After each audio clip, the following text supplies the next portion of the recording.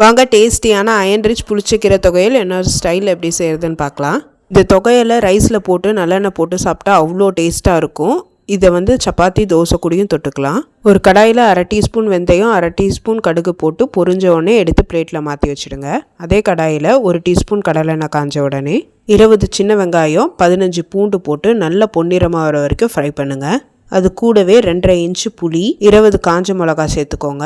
நல்லா ஃப்ரை பண்ணுங்கள். முருவலை ஆன பிறகு பிளேட்டில் மாற்றி ஆற வச்சிடலாம். இப்போ நல்லா கழுவி க்ளீன் பண்ணி வச்சுருக்க 2 கை அளவுக்கு புளிச்சக்கீரையை அதே கடாயில் சேர்த்து நல்லா தண்ணி சுண்டி வர வரைக்கும் வதக்கிக்கோங்க. அதிலே கீரையும் நல்லா வெந்துடும்.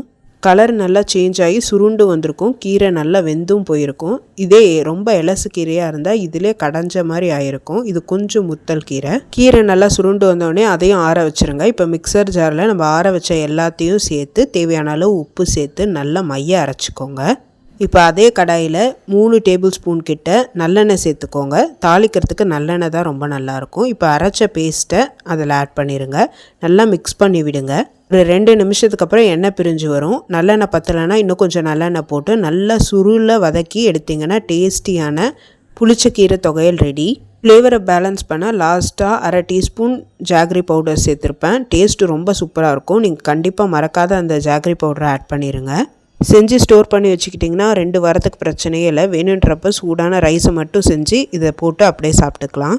மிக்சியில் அரைக்கும் போதே கீரையில் இருக்க உப்பு காரம் ப்ரொப்போர்ஷன் கரெக்டாக இருக்கான்னு அப்போயே செக் பண்ணிடுங்க. வேணும்னா அப்போயே ஆட் பண்ணி திருப்பி ஒரு தடவை கிரைண்ட் பண்ணிடுங்க. இந்த மாதிரி ஈஸி ஹெல்தி ரெசிபிக்கு சக்தி ரெசிபியை சப்ஸ்கிரைப் பண்ணிக்கோங்க.